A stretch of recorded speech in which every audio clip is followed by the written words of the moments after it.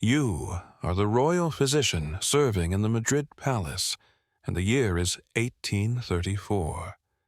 The king has passed away, yet your duties remain unfinished. You have been called to the private quarters of the late Frederick II for a task so strange and unprecedented that you begin to doubt your own reason. The Queen Regent, Mary Christine, stands before you, eyes full of tears, making a request that sends a shiver down your spine. Your hands shake as you move closer to the bed where Frederick's lifeless body rests.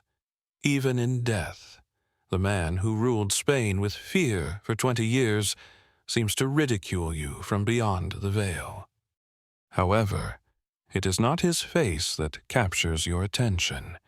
It is what lies hidden beneath the silk linens, the very thing that symbolized his reign as much as his cruelty, paranoia, and betrayals.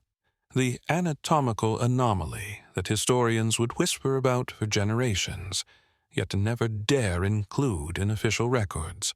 Frederick VII's grotesquely large and oddly shaped endowment was both his greatest shame and his most perverse source of pride. As you start the delicate preservation, your thoughts drift to the palace rumors, whispers of special cushions, wives who cried out in pain, and desperate efforts to succeed despite nature's merciless trick.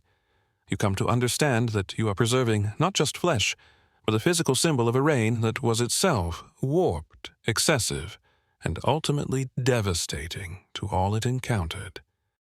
Before we delve into these overlooked tales of endurance and hardship, if you enjoy uncovering hidden historical facts, consider pressing the like button and subscribing for more stories like this. Also, share in the comments where you are tuning in from.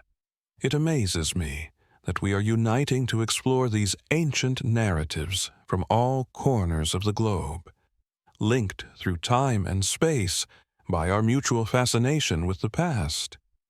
To grasp the story of Frederick VII, you first need to recognize that he was born with a curse, not from sorcery or divine punishment, but from a toxic heritage of centuries filled with royal intermarriage.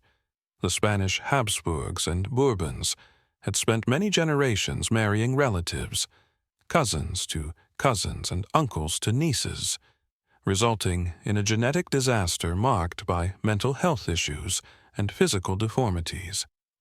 Frederick came into the world as a living symbol of the kingdom's decline. Born at the El Escorial Palace on October 14, 1784, he was the offspring of Charles IV and Mary Louise Palmer, a couple whose union was itself arranged between first cousins. The genetic deck had been stacked from the very beginning, and Frederick would suffer the consequences in deeply personal and distressing ways. As he matured from a child into adolescence, it became apparent that biology had subjected the future monarch of Spain to an especially cruel twist. His body developed in ways that baffled medical experts, and by the time he was a teenager, court doctors were already... There were quiet rumors about the royal oddity, a member so enormous and oddly shaped that it appeared almost otherworldly in its size. Historical medical documents, hidden for centuries in the Vatican archives, describe Frederick's endowment in clinical language that still reveals the shock of his condition. One doctor noted, "His Royal Highness suffers from an organ of such unusual size and strange shape that intimate encounters might be difficult." Another put it plainly, "The prince's member is like a billiard cue, thin as candle wax at the base, thick as a man's fist at the tip, and long enough to be used as a walking stick." The mental toll on young Frederick was crushing. In a time when male beauty was measured by classical Greek ideals, where smaller meant more elegant and noble, Frederick's enormous organ made him an outcast. What many today might envy became a source of deep shame for the future king of Spain. His youth was a testament to dysfunction that would have shattered a lesser man, but instead molded a despot. His father, Charles IV, was weak and preferred hunting over ruling. His mother, Mary Louise Palmer, was a woman with insatiable desires who openly displayed her affair with Michael Godfrey, Spain's true power. Young Frederick witnessed this daily disgrace, learning harsh lessons about authority, betrayal, and the fragility of trust. Yet, it was his physical condition that cast the longest shadow over his life. A peculiarity deeply influenced his personality from an early age. The palace was filled with murmurs regarding the prince's condition. Servants whispered and stifled laughter, while nobles exchanged veiled remarks. Foreign envoys reported back to their governments about the source of Spanish disgrace. Frederick realized quickly that he was the subject of ridicule, and that his most private being provided entertainment for others. This humiliation nurtured a bitter resentment that would later reveal itself in his attitude towards Spain. Frederick started perceiving mockery everywhere, in the respectful gestures of his subjects, in the formal words of his instructors, and in the forced smiles of brides chosen for him. His suspicion was not entirely groundless, since people genuinely laughed at him, though not always for the reasons he expected. Those who taught the prince observed troubling shifts in his demeanor as he reached adolescence. He grew withdrawn, spiteful, and harsh to those around him. Servants who angered him would be dismissed or face harsher punishment. Frederick was discovering how to wield the authority of his rank to make up for the helplessness he experienced because of his condition. One especially telling episode is recorded by a court clergyman. When a young attendant accidentally saw Frederick changing his clothes, the prince did not merely scold the boy. He ordered the youth to be whipped and banished his family from the capital. The message was unmistakable. No one was allowed to witness the prince's shame. As Frederick reached an age appropriate for marriage, the full scale of his anatomical challenge became evident to the royal medical team. Dr. Francisco Flores, the king's personal physician, left behind confidential notes offering a disturbing insight into Frederick's physical condition. His Majesty's member, Flores described, displayed a most unusual structure. At its base, it measured no more than the width of a man's thumb, yet expanded to a circumference that defied any normal standard. Its length surpassed all documented human records, approaching 10 inches in a relaxed state and growing significantly larger when aroused. What troubled the doctors most was the odd curvature and the presence of what seemed to be extra tissue growths that had no apparent biological purpose. The consequences for Frederick's future roles as husband and father were immediately apparent. Normal physical intimacy would be impossible without major medical assistance and specialized tools.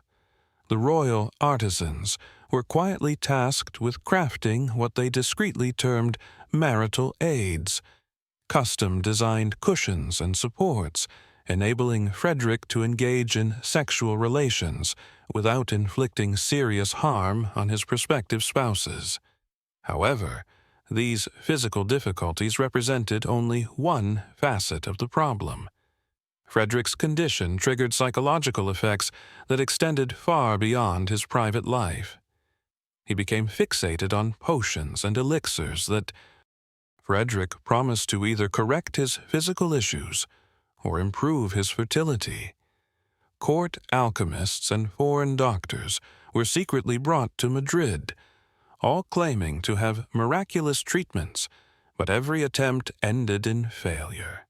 The prince spent immense sums on these dubious remedies. He ingested concoctions that included powdered rhinoceros horn, crushed pearls, and rare medicinal plants, all believed to restore his royal vitality. Some elixirs aimed to reduce the size of his member to normal, while others boasted to increase his virility, despite its unusual form. none proved effective. Yet, Frederick's despair made him vulnerable to fraudsters and impostors. In the year 1802, Frederick married his first cousin, Princess Mary Antonia of Naples and Sicily. Their union was arranged during their teenage years. Mary Antonia came to Madrid filled with romantic dreams about her future spouse. She had heard whispers that he was called the Desired One by some followers, and pictured marrying a storybook prince. The wedding was splendid, fitting for the alliance of two royal families. The cathedral was alive with music, the streets of Madrid buzzed with festivities, and the young couple appeared as the epitome of a perfect royal match. Mary Antonia was beautiful, intelligent, and truly enthusiastic about her new role.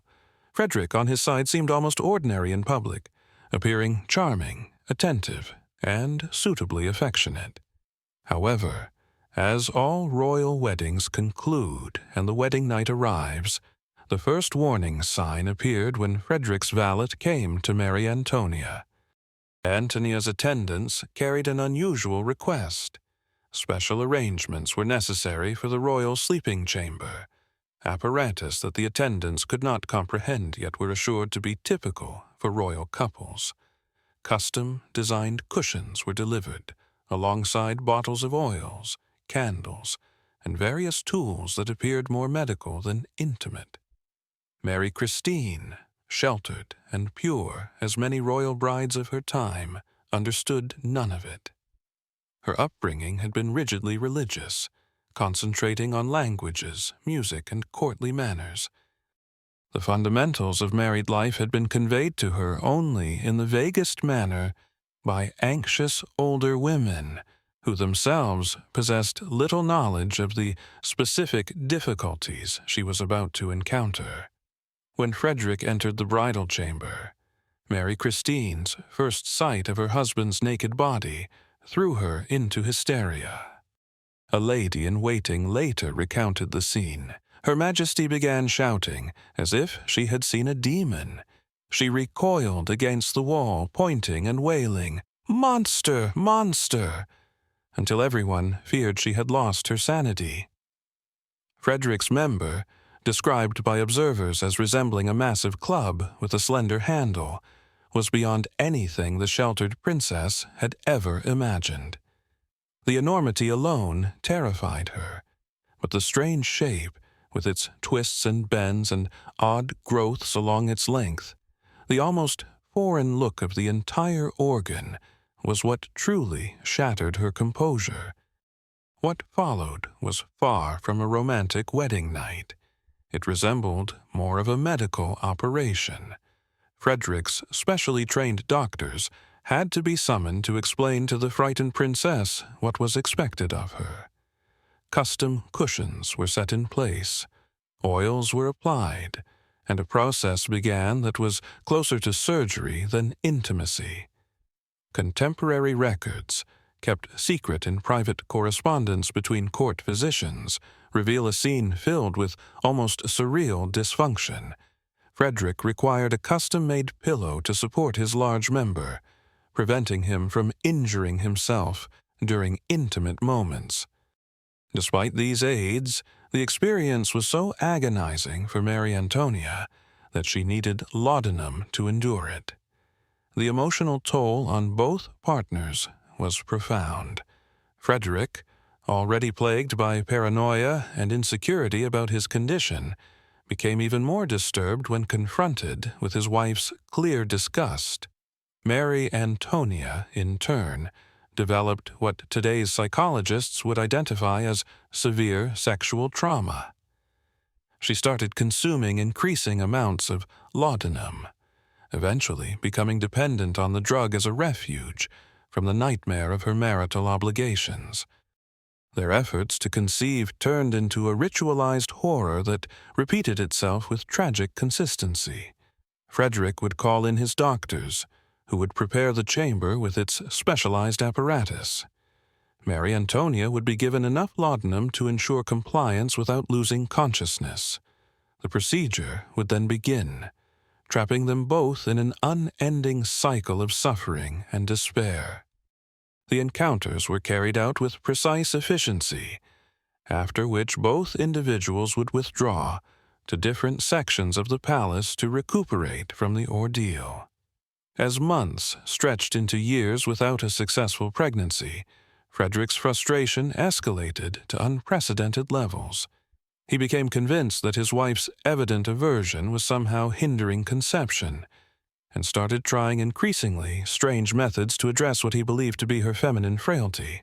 Records from the court reveal that Frederick commissioned special restraints designed to hold Mary Antonia firmly in place during their intimate moments, preventing her from pulling away or revealing her disgust.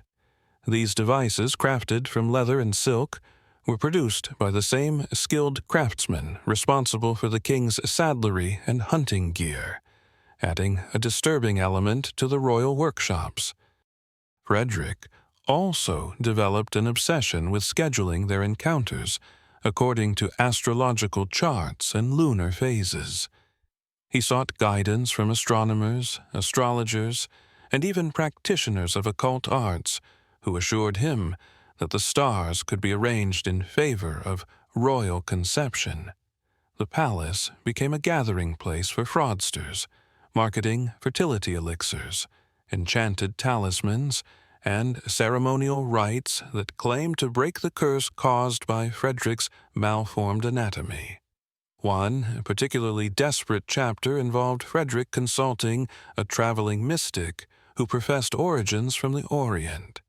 This self-proclaimed sage convinced the king that the peculiar shape of his member was actually a sign of... Frederick believed he possessed divine favor, having been gifted with the dragon's rod, and simply requiring the correct rituals to unlock its potential for fertility. For 3 months, Frederick and his wife subjected themselves to strange ceremonies involving incense, chanting, and positions purportedly derived from ancient Chinese texts. Twice, miraculously, Mary Antonia became pregnant. The court rejoiced, Frederick's confidence grew, and Spain held its breath, eagerly awaiting the arrival of an heir to the throne. Yet, both pregnancies ended in heart-wrenching miscarriages, leaving the royal couple more shattered than ever before. The first miscarriage in the year 1804 took place during the 4th month of pregnancy.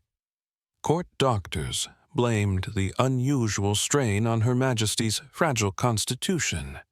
What they truly meant but never dared speak aloud was that Frederick's physical condition made the act of intimacy so painful that Mary Antonia's body could not carry a pregnancy to completion. The second miscarriage in 1805 was even more tragic. Mary Antonia almost reached a full term, but lost the child in a labor so taxing and bloody it nearly cost her life. The Queen never fully recovered, and her dependence on laudanum worsened until she was essentially a mere shadow for the final 2 years of her existence. Frederick's response to these tragedies exposed the profound depths of his despair. Selfishness and cruelty took center stage in the tragic tale of Mary Christine's suffering. Instead of showing empathy toward his wife's pain, Frederick became convinced that she was intentionally undermining their chance to have an heir. He accused her of ingesting substances to avoid pregnancy, deliberately positioning herself in ways that would induce miscarriages, and secretly sympathizing with liberal ideas that made her unwilling to provide Spain with a rightful Catholic successor. These murmurs echoed through the palace halls and shattered the fragile remnants of Mary Christine's mental stability. She started to believe she was cursed, that her body rejected Frederick's seed because of some hidden sin or divine punishment. Her final months were consumed by nearly incessant prayer, pleading for forgiveness for unnamed sins and crimes she never committed. When Mary Christine passed away in May of the year 1807 at the tender age of 21, the official cause was recorded as fever, combined with complications arising from her fragile health. However, The reality was far more haunting. She had essentially perished from despair, her mind and body wrecked by years of sexual trauma, substance abuse, and emotional torment. Even in death, Mary Christine was unable to escape Frederick's twisted world of paranoia. Rumors immediately spread claiming she had been poisoned, not by political adversaries, but by Frederick himself, who had grown weary of her failures as a wife and longed to bring in a new bride who might be more successful in producing an heir. These dark whispers added a tragic layer to an already heartbreaking story. Speculation intensified following the mysterious death of the palace apothecary, who was discovered lifeless in his quarters just a few days after Mary Antonia's demise. He had left behind an enigmatic letter that was promptly confiscated by Frederick's agents and disappeared without a trace. Some murmured that this letter contained admissions regarding poisons administered to the Queen, while others believed it exposed the true nature of Frederick's illness and the unbearable demands placed upon his spouse. Frederick's actions after Mary Antonia's passing spoke volumes. Though he displayed outward signs of mourning appropriate for a king, in private he appeared almost relieved. Within a matter of weeks, he was already investigating potential candidates for a second wife, particularly focusing on women who had demonstrated fertility through children from previous marriages. Meanwhile, the king's doctors were desperately searching for new remedies to ease Frederick's condition. If he were to marry again successfully, they needed to find methods to reduce the physical distress experienced by his future consorts. This urgency sparked some of the most unusual medical trials recorded in royal annals. Physicians sought to design increasingly advanced marital aids and to invent surgical procedures that could alter Frederick's body. As Frederick neared his second wedding, his personality had already begun to reveal the dark characteristics that would eventually render him one of history's most reviled rulers. The trauma connected to his first marriage had profoundly shaped his complex and disturbed nature. Deep-rooted doubts about his physical state had shaped a man who struggled to form authentic emotional bonds or show true compassion. Frederick had come to view others not as unique individuals with their own emotions and needs, but rather as instruments for his enjoyment or obstacles to remove. His first wife had served as a tool that did not perform as expected and therefore had to be cast aside. His subjects were instruments to uphold his authority and feed his vanity. Anyone who challenged him became a barrier that needed elimination. The prince's behavior towards the palace staff exposed his worsening cruelty. He pushed boundaries by giving orders that grew more random and harsh over time. Servants who accidentally saw him unclothed were not merely dismissed. Many vanished without a trace. Guards who failed to keep the royal quarters completely secret were sent to the most perilous border regions of Spain's declining empire. Frederick also became obsessed with the belief that people were constantly ridiculing him behind his back. This suspicion was not entirely unfounded, since people did talk about his condition, but his reaction was excessive and escalated into violence. He began compiling lists of those he suspected of mocking him, and envisioned intricate plans for revenge, which he intended to carry out when he gained the power. By the year 1807, Frederick had become the focal point of a tangled conspiracy involving several figures within Spain. Among the most influential nobles and military leaders, these individuals viewed the prince as their instrument to dismantle the feeble administration of Charles IV and his widely disliked advisor, Michael Godfrey. What they failed to realize was that they were aligning themselves with a man whose sexual issues had led to a personality disorder that would eventually become more threatening than the incompetence they intended to overthrow. The group of conspirators identified themselves as the Fernandinos, and devoted great effort to enhancing Frederick's public image as Lesiardo, the chosen one. They disseminated tales about his intellect, his dedication to the nation, and his promise as a reform-minded monarch who could return Spain to its previous glory. However, they deliberately hid their increasing recognition of Frederick's mental instability and his growing alarming conduct toward anyone who opposed him. The scheme reached its climax in October of the year 1807, during what became known as the El Escorial conspiracy. Frederick was apprehended while planning to depose his own father with assistance from Napoleon Bonaparte. When the plan was uncovered, Frederick's reaction exposed not only his cowardice, but also his utter lack of allegiance, extending even to his fellow plotters. Instead of supporting the men who endangered everything for his ambition, Frederick promptly abandoned them all to face the consequences. He provided thorough confessions covering every detail of the conspiracy and named. Each participant pleaded for mercy and asked his parents for forgiveness. While his allies suffered imprisonment and exile, this betrayal set a precedent that would characterize Frederick's entire rule. He exploited individuals for his goals and discarded them the moment it suited him. Even as Frederick's political intrigues continued, his health deteriorated. Court doctors observed that his member kept enlarging and changing form, developing new deformities that made intimate relationships even more difficult.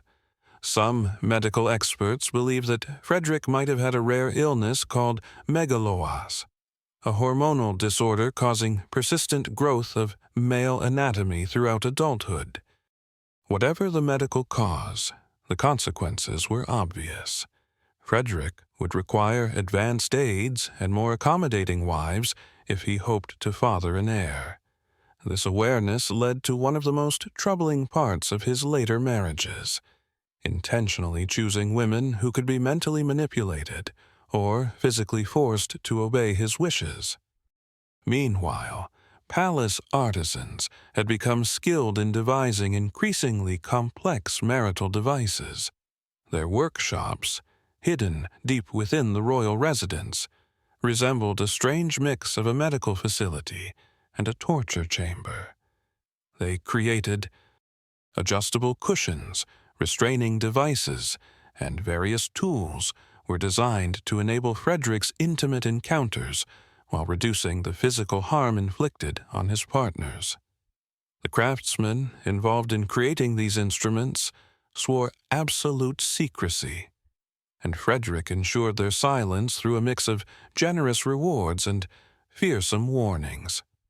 Several of these artisans were later found dead under suspicious circumstances, fueling rumors that Frederick had them eliminated to avoid any chance of revealing the true nature of their work.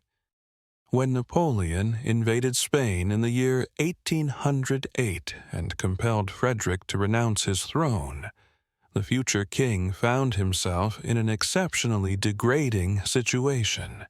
He had not only been dethroned, but had become a captive whose imprisoner was undoubtedly aware of his embarrassing medical condition. French intelligence possessed extensive dossiers on the Spanish royal family, and Frederick's unusual anatomy was certainly part of the information gathered.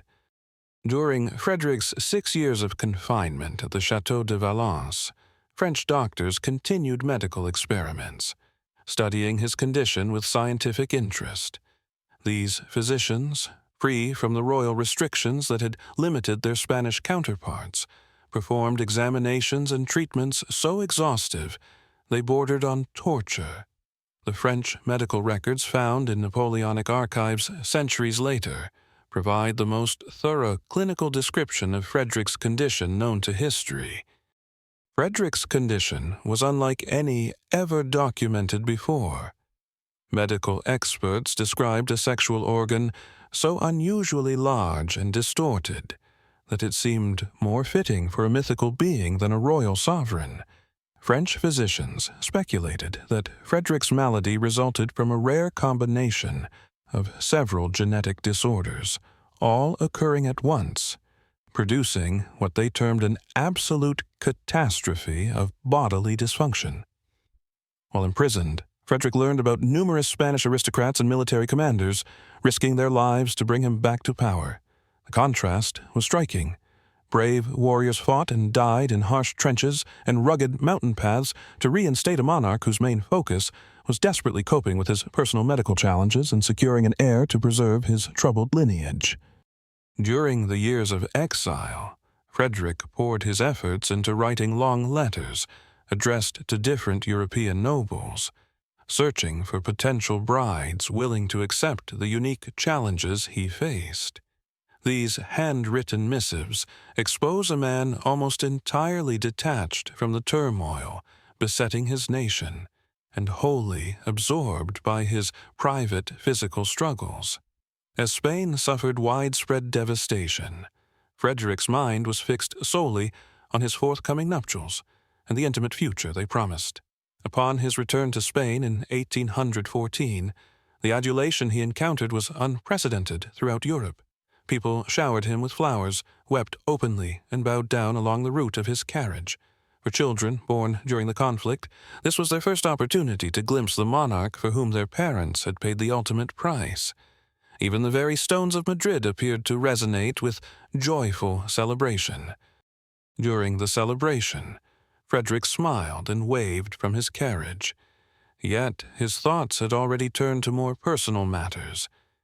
His foremost concern was not ruling Spain or rewarding those who had supported his return to power. Instead, he was determined to find a new wife who could finally provide him with the long-awaited heir. His comeback also signaled the start of what historians referred to as the foreboding decade. But the real darkness was not only in Frederick's political oppression. It was enshrined in his increasingly frantic and unusual attempts to fulfill the royal obligation of producing offspring. His intimate dysfunction had become intertwined with his political failures, resulting in a monarch whose personal flaws brought about a national disaster. The very first action Frederick took as the reinstated king was to commission a completely new set of marital aids crafted by the finest artisans across Europe. He dispatched agents to Germany, Italy, and even the Ottoman Empire, searching for experts skilled in making devices suited for delicate royal issues. The collection that followed, concealed within secret palace chambers, showcased the pinnacle of twisted inventiveness available during the early 19th century. Frederick's second wife was Mary Louise Palmer, another cousin caught in the relentless cycle of royal inbreeding that tainted his lineage.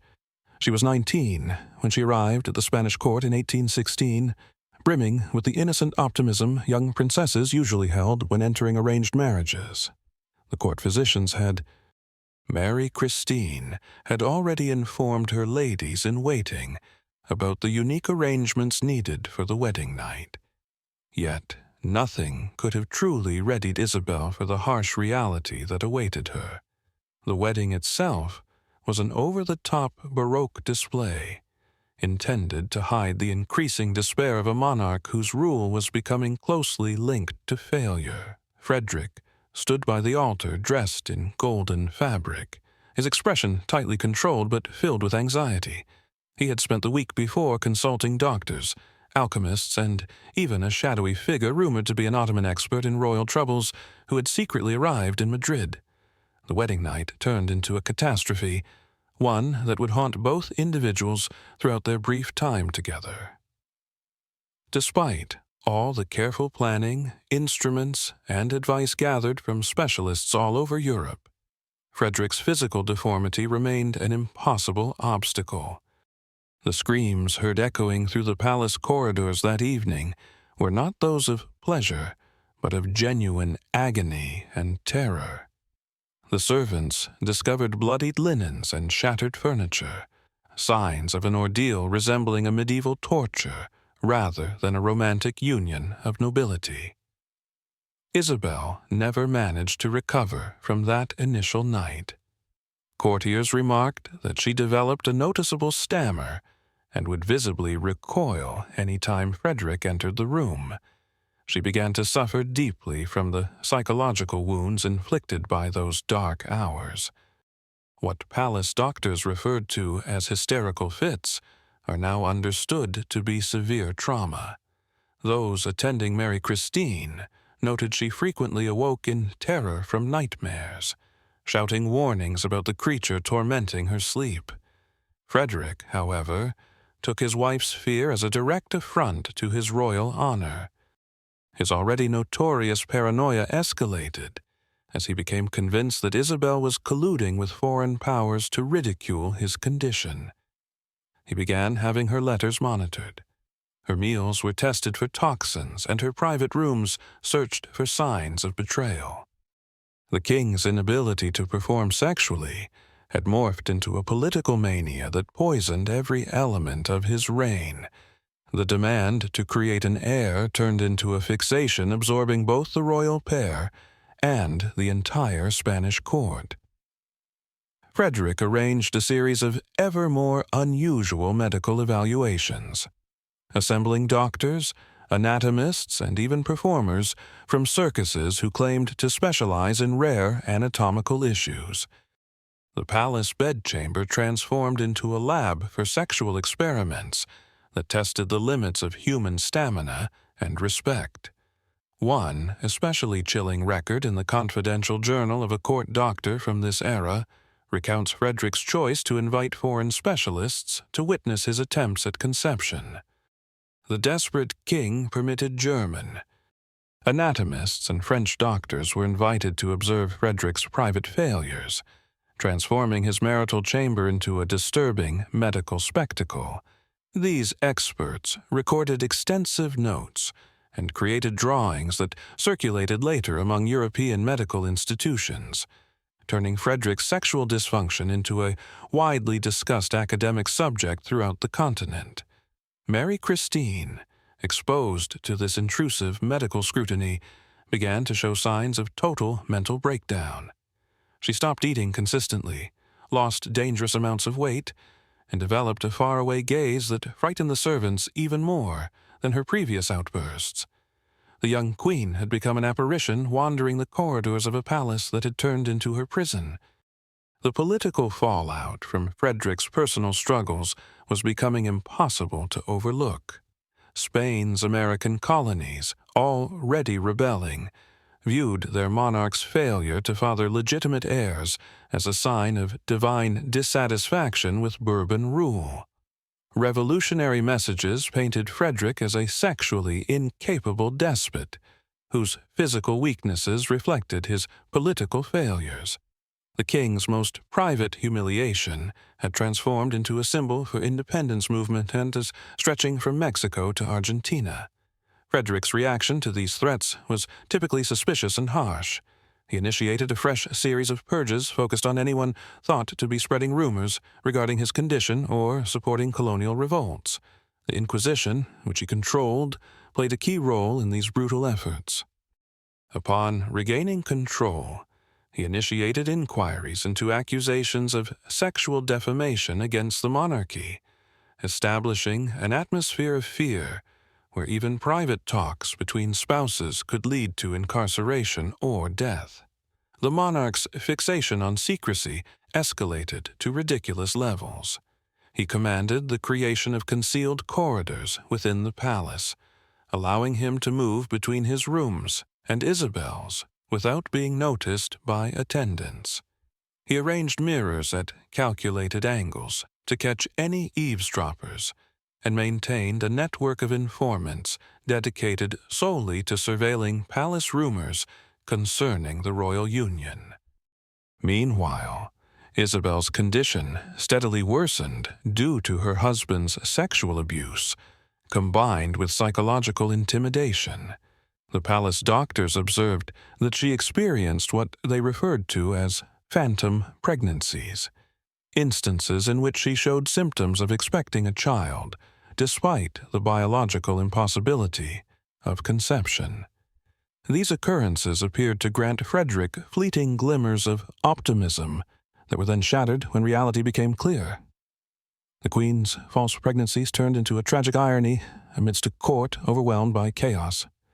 Servants whispered about how the king would pace outside Isabel's chambers during these times, shifting between praying and cursing, as if divine power could defy the natural impossibility of his circumstance. Each time, a phantom pregnancy concluded inevitably.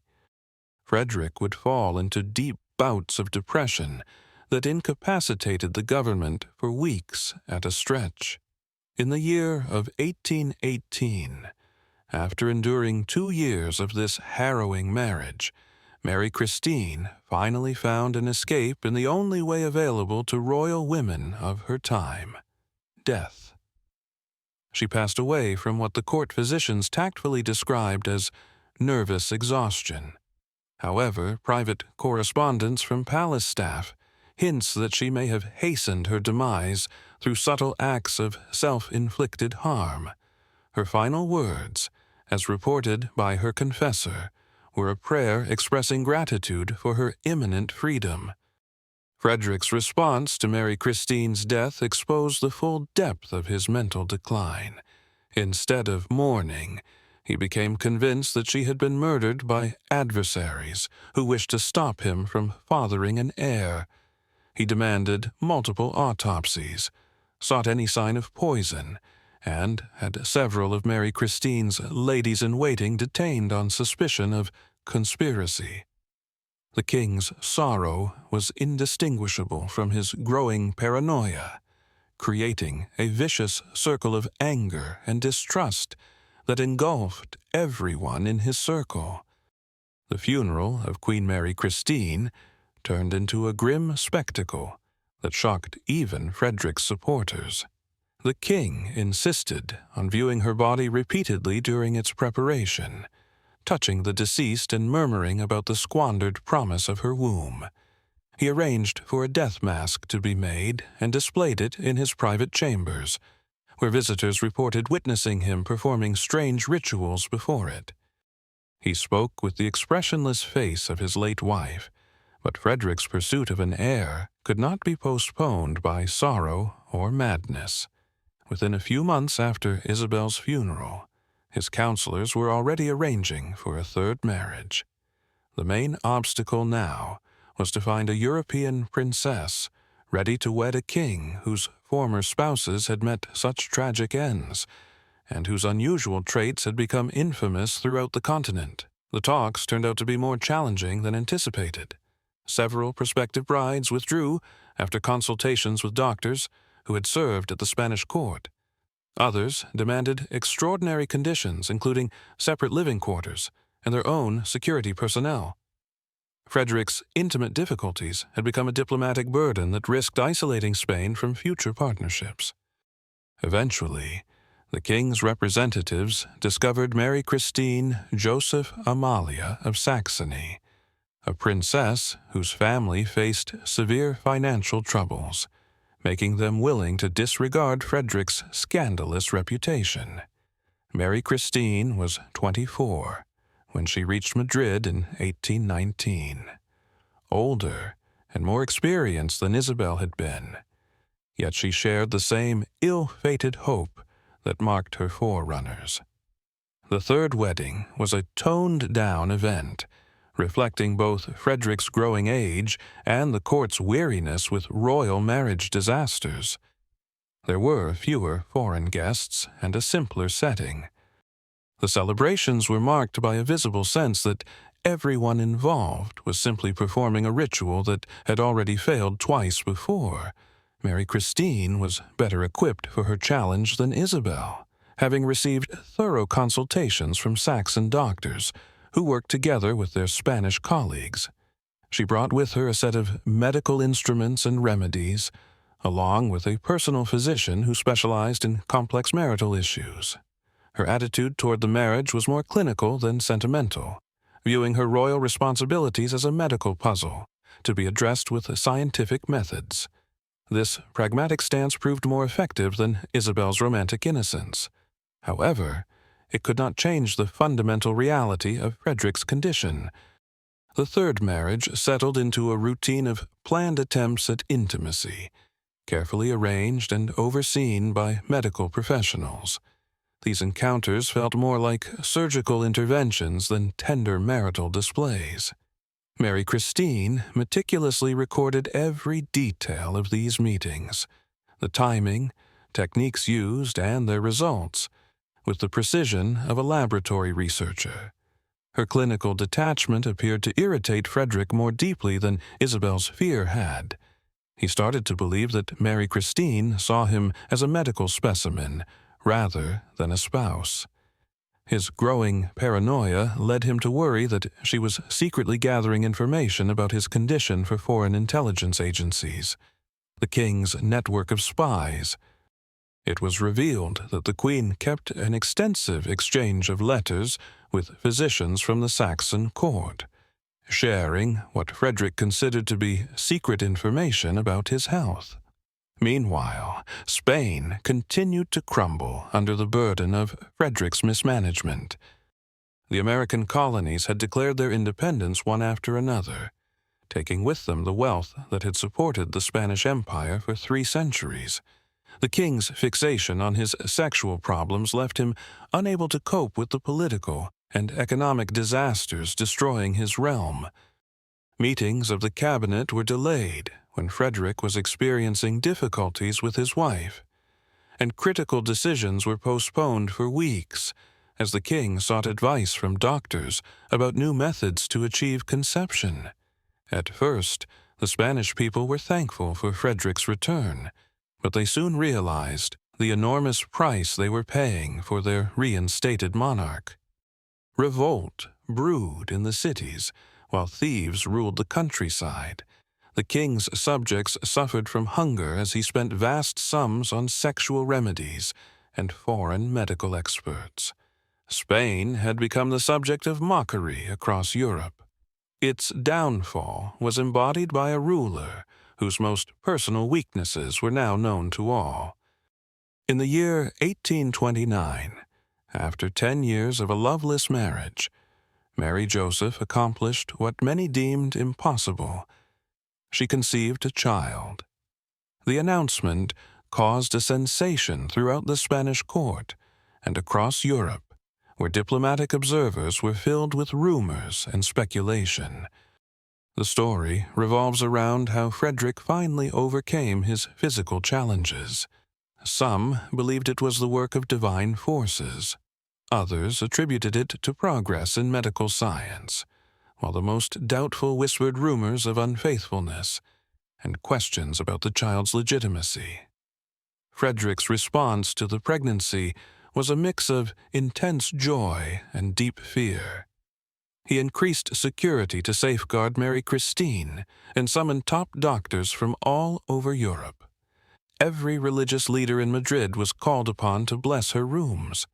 The king's determination to guard this extraordinary pregnancy bordered on insanity, as he convinced himself that adversaries might try to harm his eagerly awaited heir through either mystical or scientific methods. Everything proceeded normally until the 7th month, when Mary Christine started showing complications that puzzled the palace doctors.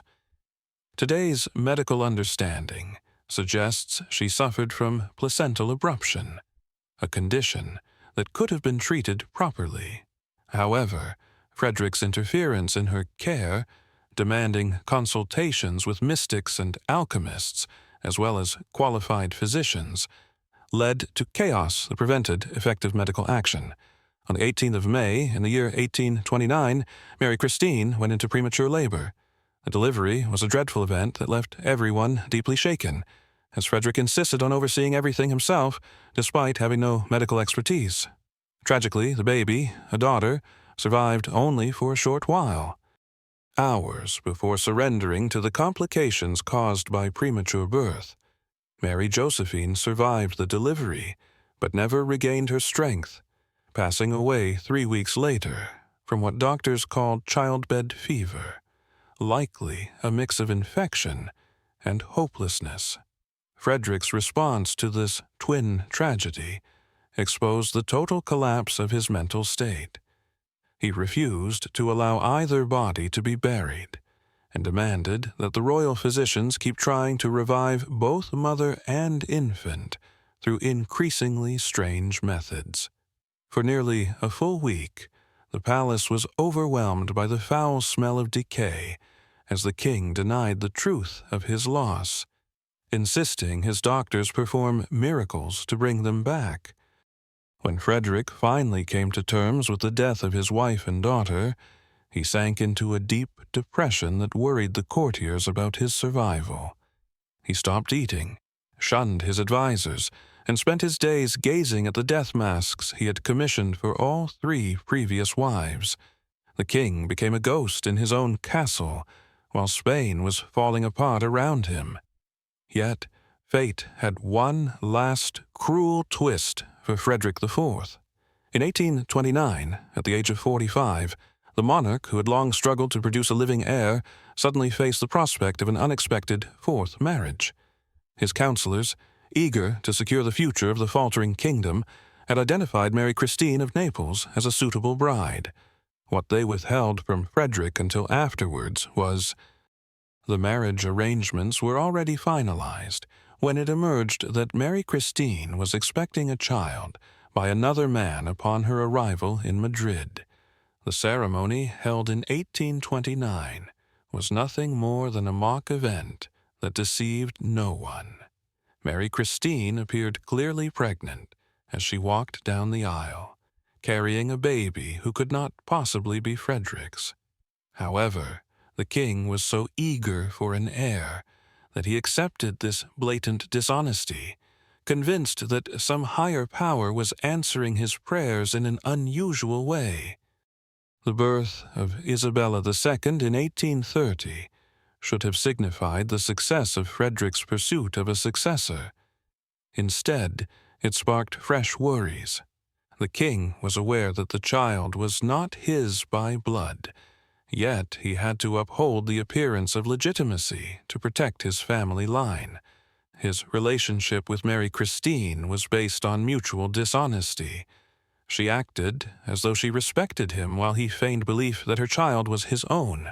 Frederick's last years were marked by the same sexual difficulties that had plagued his entire adulthood. Now, he also bore the added strain of sustaining a false lineage. He persistently sought intimacy with Mary Christine, hoping to father a genuine heir.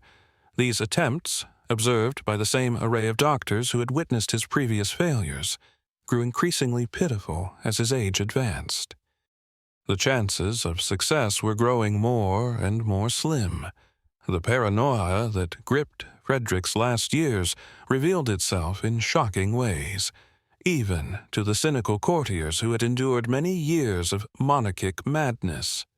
The king began making unpredictable visits to check on his wife's chambers at any time of day or night, barging in with armed guards to catch Mary Christine in supposed acts of betrayal. These nocturnal inspections terrified the queen's attendants, who never knew when they might come face to face with a wild-eyed ruler accusing them of conspiracies. Frederick's obsession with spying reached absurd extremes. He ordered peepholes to be made in the walls, separating his chambers from Mary Christine's, spending hours peering through these crude openings like a deranged voyeur. Palace staff reported seeing the king's eye pressed against these holes during the queen's most private moments, whether she was nursing their child, praying, or simply lost in thought. Aware of this relentless scrutiny, the queen began to move through her rooms as if she were a captive, carefully masking every movement and expression. The ritual surrounding her meals turned into elaborate ceremonies filled with suspicion, at times delaying the serving of food for hours. Frederick demanded that every dish be sampled, and that those tasting it wait for half an hour between sampling and serving to detect any slow-acting poison. The king watched these unfortunate servants closely, lost in his fearful and controlling world. With the sharp focus of a hawk observing its prey, He examined their faces carefully for any hint of unease that could suggest contamination. Several tasters fainted from sheer nervous exhaustion under this relentless watchfulness, which only strengthened Frederick's conviction that assassination plots were imminent. Mary Christine, ensnared in this tangled web of suspicion, began to exhibit the very same mental decline that had afflicted Frederick's former wives. Letters she sent to her family in Naples were intercepted and read by the king's spies, exposing a woman gradually slipping away from reason. She confessed to feeling perpetually observed, startled by mere shadows, and increasingly unable to trust even her closest servants. The queen depicted her existence as living inside a transparent cage, where every breath was scrutinized for signs of rebellion. The king's mistrust extended far beyond his family, and engulfed the entire court hierarchy. He implemented daily rotations of his personal guards, convinced that lengthy service would invite corruption through enemy infiltration. Cabinet members were subjected to loyalty examinations that bordered on ridiculousness. Frederick deliberately issued contradictory comments during private discussions to test whether ministers would correct him, interpreting any inconsistency as proof of treasonous intent. What had once been the Spanish court, famous across Europe for its refined etiquette and cultural elegance, deteriorated into a strange spectacle of constant spying. Courtiers learned to express themselves in coded phrases to avoid straightforward communication. Maintaining eye contact with the king and behaving with the cautious impartiality of diplomats in hostile surroundings was essential. Conversations were exchanged in hushed tones. Alliances were made and broken depending on perceived allegiance to rival groups, and everyone realized that a careless comment might lead to imprisonment or banishment. Frederick's connection with his infant daughter Isabella turned into another source of deep anxiety. Although he was aware she was not his biological child, he loved her as his successor, while simultaneously feeling bitterness toward her as a reminder of his sexual shortcomings. The king spent long hours gazing at the baby, searching her face for any trace of himself or potential fathers. He commissioned artists to produce detailed portraits of Isabella at different stages of infancy, comparing these with paintings of himself and Mary Christine's former lovers. The question of Isabella's paternity tormented Frederick more than anything else, since it embodied the ultimate proof of his sexual inadequacy. Here was a child destined to inherit his kingdom precisely because he had failed to sire legitimate offspring. The irony was cruelly clear to him. His greatest political achievement in securing the line of succession was at the same time his deepest personal defeat. This contradiction ate away at him like a poison, staining even the rare, joyful moments with his daughter. Frederick started seeking advice from genealogists and experts. Scientists eager to uncover concrete evidence affirming Isabella's legitimacy, aiming to silence the king's suspicions, approached their mission with great caution. Fully aware of the peril involved, these specialists offered deliberately vague conclusions that could be interpreted in favor of whatever verdict the king desired. Their written assessments, stored in the royal archives, reflect the desperate ingenuity of scholars, striving to fulfill an impossible royal expectation while safeguarding their own survival. Meanwhile, the king's attempts to regulate his wife's conduct grew more intricate and intrusive. He appointed particular servants to spy on Mary Christine's correspondence, instructing them to report not only the letter's contents but also her facial expressions as she wrote them. Frederick demanded thorough descriptions of the Queen's daily routines, including the time she devoted to prayer, the books that captivated her attention, and which courtiers she engaged with during official ceremonies. Mary Christine's efforts to preserve any sense of ordinary royal existence amid this scrutiny required extraordinary mental resilience. She mastered the art of separating her feelings, showing a calm exterior in public while privately enduring the relentless watchfulness. Her personal diary, uncovered centuries later hidden behind a secret wall in her private chambers, reveals the heavy psychological burden this surveillance imposed on her. She described herself as feeling like an actor who must never abandon the role, even in my dreams. The broader consequences on the international stage. Frederick's growing paranoia started to impact Spain's relations with other countries. Foreign diplomats reported to their leaders about the king's unpredictable conduct and the shaky state of his court. Efforts to arrange marriages to strengthen European alliances came to a halt because potential allies doubted whether Spain could uphold long-lasting agreements under such unstable rule. Frederick's personal troubles were becoming a matter of worldwide concern. The king's fixation on uncovering assassination schemes made him perceive plots even in the most harmless actions. When Mary Christine asked for approval to refurbish her rooms, Frederick saw this as a plan to create hidden areas for weapons or poison. At times when courtiers praised the queen's looks, the king suspected they were sending secret messages meant to betray him. Even religious rituals were viewed with suspicion. Frederick wondered if Mary Christine's growing religious practices reflected true devotion, or if they served as covert communication with foreign Catholic nations. The financial burden of Frederick's paranoia was enormous. The monarchy spent vast amounts on security enhancements, spy operations, and loyalty checks, while Spain's treasury drained and its citizens endured hardship.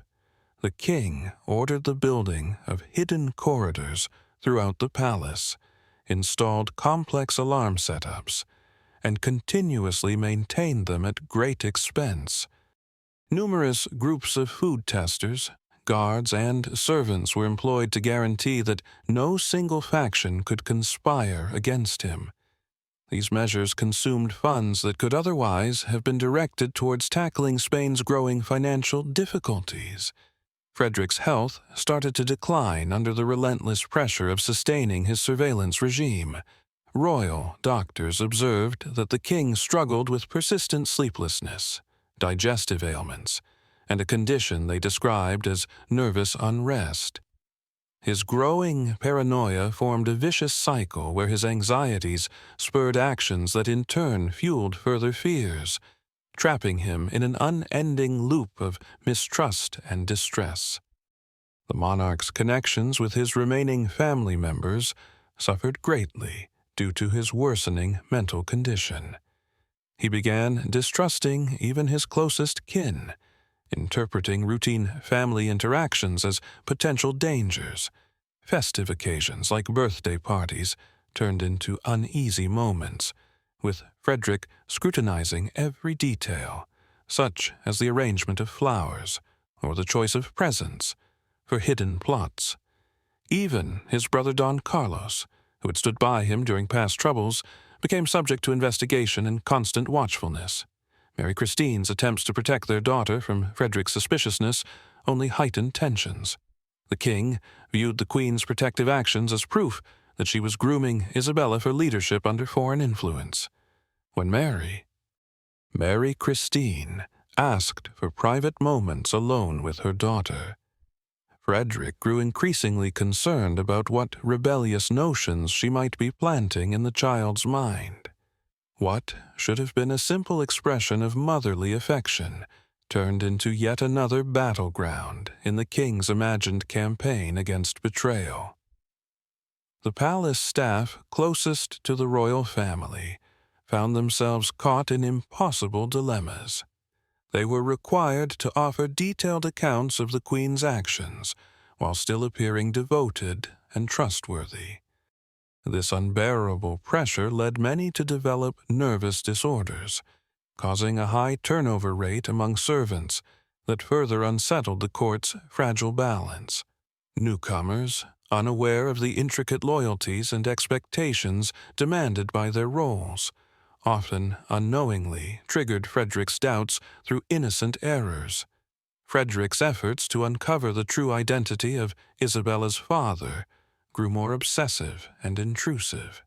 He commissioned investigators to assemble thorough profiles of every man who had contact with Mary Christine during her time in Naples, searching for any physical traits that mirrored those of his daughter. These inquiries penetrated deeply into medical records, genealogies, and even private letters dating from before Isabella's conception. The king's private chambers turned into a shrine of his personal disappointments, displaying portraits of his deceased brides and medical instruments that symbolized his intimate failures. Frederick was unable to resolve his physical ailments and turned to religious relics in the hope they might bring divine relief to his condition. Visitors to these private quarters often described a pervasive atmosphere of profound sorrow that seemed to cling to the walls like a lingering scent. Frederick would hold audiences in this very room, surrounded by constant reminders of his most personal struggles, even as he discussed important state affairs. The psychological strain on Mary Christine grew heavier as Frederick's behavior became increasingly unpredictable and strange. The Queen began to show clear signs of severe stress, including losing hair, fluctuating weight, and trembling that she tried hard to conceal during public events. Her attendants observed that Mary Christine developed anxious behaviors, such as repeatedly checking over her shoulder and reacting sharply to sudden noises.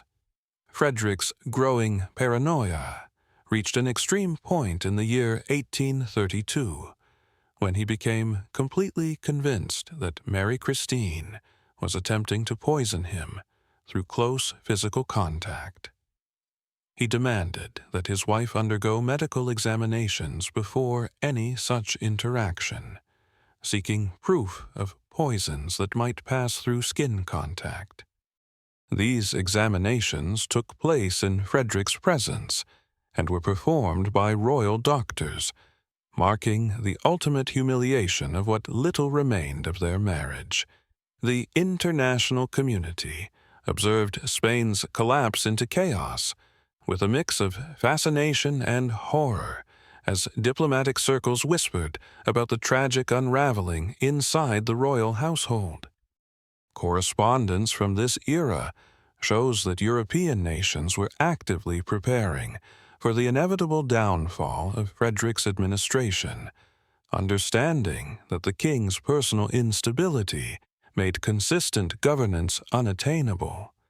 Some countries covertly backed separatist movements within Spain, calculating that breaking apart the Spanish Empire would be better than its continuation under an unpredictable ruler. As the year 1833 began, Frederick's physical condition started to mirror the mental toll of his suspicious rule. Royal doctors observed that the king had developed a constant trembling, persistent digestive ailments, and what seemed like initial symptoms of mental deterioration. His public speeches became disjointed, filled with accusations against unknown foes and mentions of conspiracies that existed solely in his mind. When the end arrived, it was almost without fanfare. After years of severe dysfunction, Frederick simply began to wither away, his body finally giving in to the pressure of a lifetime spent fighting his own mental and physical struggles.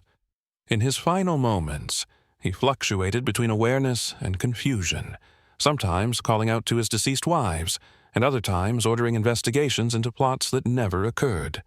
In the year 1833, Frederick II ultimately found the peace that had escaped him during his lifetime through the unavoidable reality of death. The official cause was recorded as gout, yet the palace physicians... It was discreetly acknowledged that the king had, in essence, passed away from extreme exhaustion, physical, mental, and spiritual, caused by many years of sexual frustration and political distrust. The autopsy of Frederick II was carried out in secret by the same doctors who had long tried to understand his unique anatomy. Their findings revealed the depth of nature's cruel irony.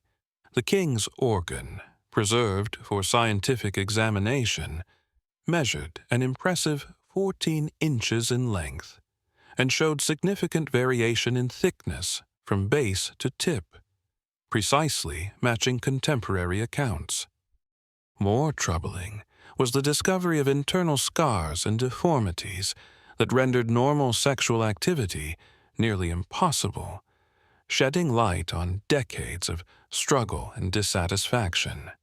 The autopsy also exposed a darker truth: signs of intentional self-harm dating back to Frederick's teenage years. It appeared that the king had spent many years experimenting with various forms of self-surgery, attempting to alter his body to enable ordinary intimacy. These secret, desperate efforts, performed with whatever instruments he could find, only exacerbated his condition and added further psychological pain to his physical ailments. The preserved organ, along with detailed medical illustrations and written reports, was sealed within the Vatican archives, where it remains to this day. Church authorities considered the material both too disturbing and politically sensitive to be released to the public.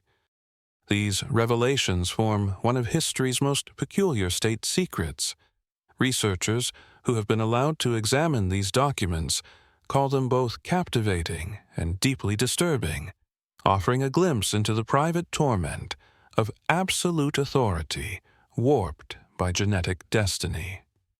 Frederick's death signaled the close of a chapter, yet his influence persisted in the shattered Spain he left behind. Mary Christine, the daughter, whose biological ties to him remain uncertain, inherited a kingdom ravaged by civil conflict, economic breakdown, and international disgrace. The Spanish Empire, once a global powerhouse, had been diminished to a secondary European nation. This decline was hastened by decades of poor governance under a monarch whose personal fixations overshadowed his responsibilities to his people. The tale of Frederick II stands as a cautionary example that power without wisdom is perilous. But when combined with the deep personal instability, it becomes disastrous. His rule showed how personal psychological wounds can expand into a nation's collective suffering, how hidden shame can transform into public catastrophe, and how the most intimate human flaws can ripple throughout history, causing repercussions far beyond their initial circumstances. Perhaps most heartbreakingly, Frederick's story exposes the human toll exacted by absolute monarchy, where the private struggles of a single individual could dictate the destiny of millions.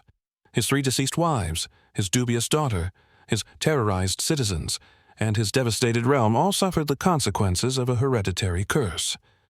A lottery gone awry long before any of them came into existence, Frederick was both the culprit and the casualty of a system that concentrated an excessive amount of power in the hands of individuals who were deeply unprepared to manage it.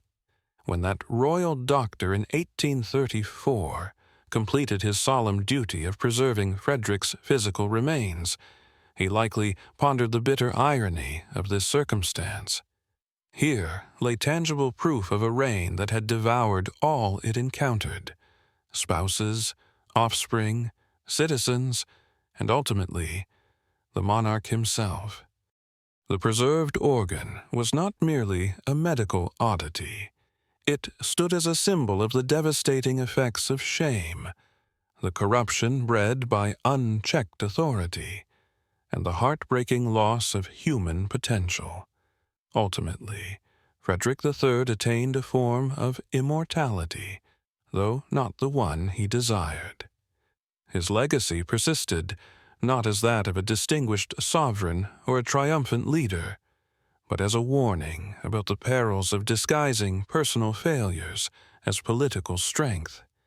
His preserved remains, hidden away within the Vatican's vaults, remind us that some secrets are too unsettling for history to accept, too human for myths to hold, and too sorrowful for time to mend.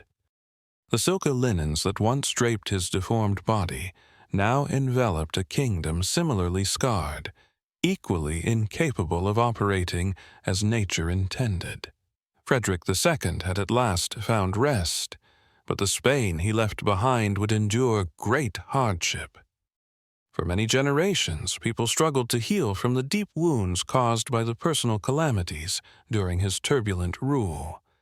The most corrupted monarch in history concluded his life exactly as he had lived, bringing pain and hardship to all who fell under his influence. His legacy remained a constant reminder of sorrow for anyone unfortunate to be affected by his authority.